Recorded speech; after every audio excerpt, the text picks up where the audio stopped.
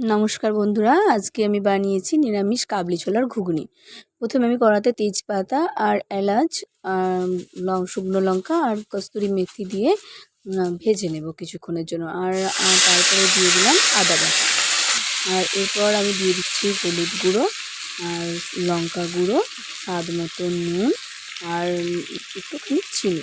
আর আমি তো কাবলি ছোলাটা আলু আর কাবলি ছোলা আলাদা করে সিদ্ধ করে রেখেছি। এবার ভালোভাবে মশলাটা কষিয়ে নেব যতক্ষণ না এটা থেকে তেল ছাড়ছে। আর এবার তেল ছাড়ছে আমার কাবলি ছোলাটা, দেখো এবার আমি কাবলি ছোলাটা জল ঝরিয়ে নেবো। আর মশলাতেও তেল ছাড়তে শুরু করেছে। জল ঝরিয়ে নেওয়ার পর কাবলি ছোলা আর আলুটা আমি কড়াইতে দিয়ে দিলাম। এরপর এটাকে আমি ভালোভাবে কষাবো যতক্ষণ না এটা ভালোভাবে কষে যাচ্ছে, ততক্ষণ আমি এটাকে নাড়াচাড়া করে যাব। দেখো বন্ধুরা, এটা তেল ছাড়তে শুরু করে দিয়েছে। আর আমি একটু নারকেল কুড়িয়ে রেখেছি।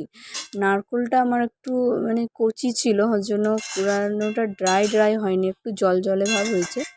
তো আমি ওটাই দিয়ে দেবো, কোনো ব্যাপার না। তো দেখো বন্ধুরা, এবার আমি জল দিয়ে দিলাম। আর এটা তো অলরেডি সিদ্ধই ছিল। আমি এটা ফোটার জন্য একটু অপেক্ষা করব। তার আগে আমি নারকেল কোড়াটা তোমাদের বললাম না, এটা একটু কচি নারকেল ছিল, তো ওটাই আমি দিয়ে দিলাম। এবার একসাথে এটা ফুটে যাবে। আমি একটু ঢাকা দিয়ে দিয়েছি যাতে তাড়াতাড়ি ফুটে যায়। দেখো এটা ফুটে গেছে। এবার আমি এটাকে একটু জলটা গায়ে লাগার পর্যন্ত অপেক্ষা করব। দেখো আমার ছোলার ঘুগনিটা পুরো রেডি হয়ে গেছে। তো বন্ধুরা, কেমন হয়েছে আমাকে জানাবে।